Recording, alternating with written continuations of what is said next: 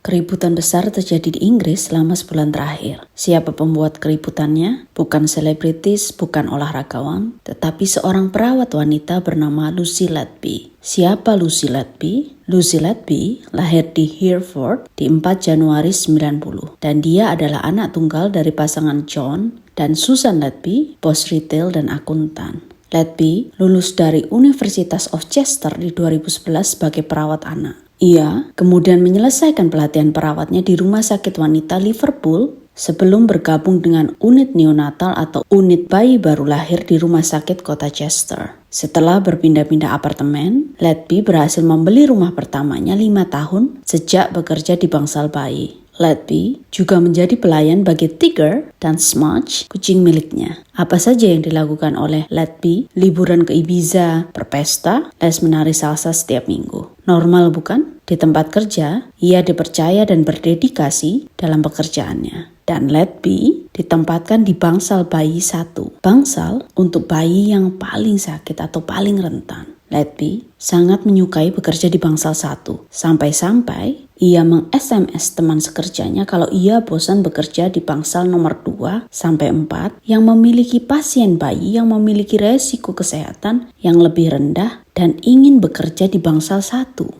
Kehidupan percintaannya dikosipkan cukup dramatis, menjadi simpanan seorang dokter yang sudah menikah. Mereka bahkan pergi jalan-jalan ke London, nongkrong, dan menghabiskan waktu bersama di rumah Letby. Apa yang spesial dari Lucy Letby yang membuat orang-orang tertarik padanya? Cerita ketenaran Letby dimulai oleh laporan Dr. Ravi Jayaram, dokter senior yang mencurigai Letby dan melaporkannya pada administrasi rumah sakit di Oktober 2015 dan Februari 2016 yang mereka abaikan. I've been a pediatrician since 1992 and I had never in my career seen anything like this. And actually initially there was a feeling of thank goodness Lucy was on because she's really good in a crisis, she's really good at managing these things. But as time progressed, the thoughts started springing into our heads. Could she be doing something deliberately? That is a night that is etched on my memory and will be in my nightmares forever. I was sitting at the desk just outside the room writing notes, and the nurse looking after the baby said she was popping to the delivery suite to go and talk to the parents, and she said, I've left Lucy and they're babysitting. Part of me was saying, you better go in and just check everything's okay, because you know what's happened before when Lucy's been on duty.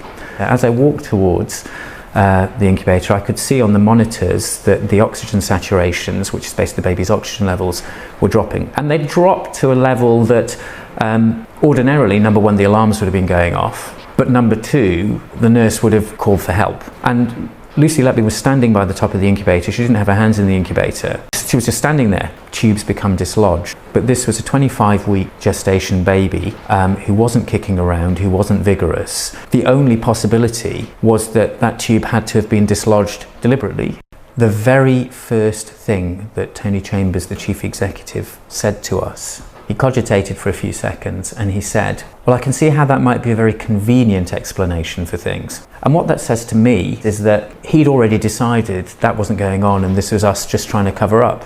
We'd bullied her, we'd behaved unprofessionally, we'd behaved in ways that were unbecoming to the profession, and then read out a letter from her, which was a very aggressive letter from her, basically saying, I'm coming back to work and you have to work with me and I'm going to prove to you that I'm a great nurse and I'm not a killer like you say. And then Tony Chambers finished off by saying, so she's coming back to work, and this is the most chilling thing. I'm drawing a line under this, you will draw a line under this, and if you cross that line there will be consequences for you. We would like to apologise for any inappropriate comments that may have been made during this difficult period. We are very sorry for the stress and upset that you have experienced in the last year. Please be reassured that patient safety has been our absolute priority during this difficult time. Tapi ini bukan satu-satunya kejadian yang mencurigakan yang dilakukan oleh Letby. Dokter lainnya, Dr. Dewi Evans, melihat Letby memberi susu melebihi resep dokter saat perawat yang bertugas sedang beristirahat. Tapi apa hanya dokter yang melihat kelakuan berbahaya Letby? Ternyata perawat lainnya dan orang tua bayi juga melihat keanehan Letby. Sesama perawat, sebut saja perawat A yang berusaha membantu Letby saat seorang bayi mengalami masalah, malah disuruhnya menyingkir.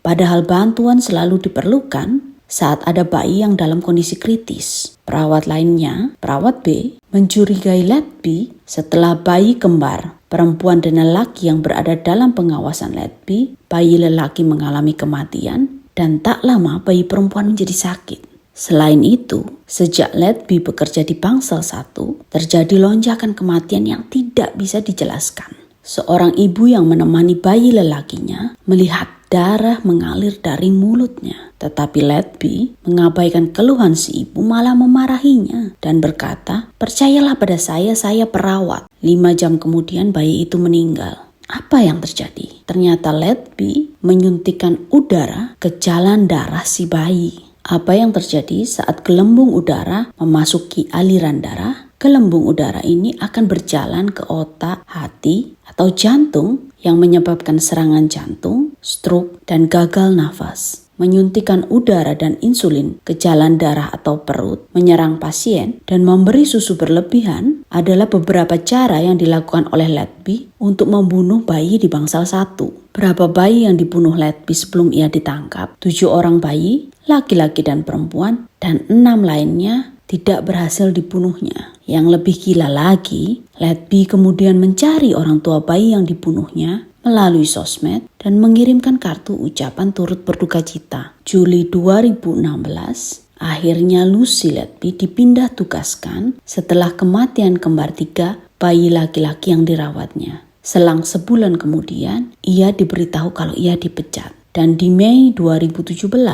polisi mulai melakukan investigasi kematian di rumah sakit. 1 tahun kemudian, di 3 Juli 2018, Letby ditangkap dan dibebaskan dengan jaminan 3 hari kemudian. Selang setahun, ia kembali ditangkap dan kembali bebas dengan jaminan. Akhirnya, pada 10 November 2020, Lucy Letby akhirnya ditangkap dan keesokan harinya ia dituntut atas 8 pembunuhan dan 10 upaya pembunuhan. Dan di 10 Oktober tahun lalu, pengadilan kasus pembunuhan berantai Lucy Letby dimulai. Dan tepat sehari setelah 17 Agustus, Lucy Letby dinyatakan bersalah dan dijatuhi hukuman penjara seumur hidup. And you will spend the rest of your life in prison.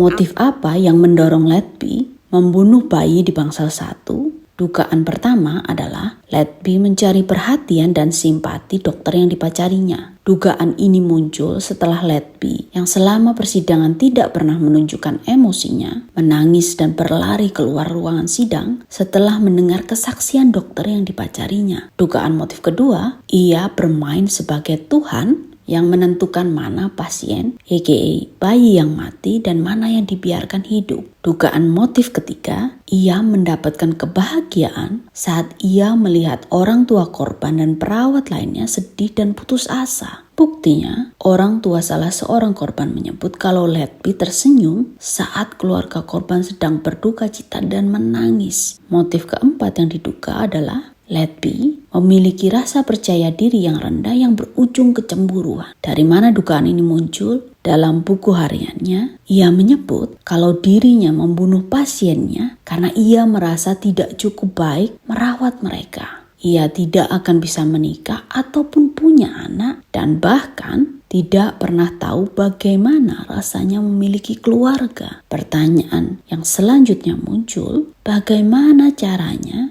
mengembalikan kepercayaan pasien terhadap rumah sakit setelah kasus Lucy Letby yang ternyata juga membuka tabir kalau administrator rumah sakit mengabaikan laporan dokter senior mereka. Pertanyaan inilah yang harus dijawab oleh Kementerian Kesehatan Inggris. Sampai di sini cerita kita, sampai bertemu di cerita selanjutnya.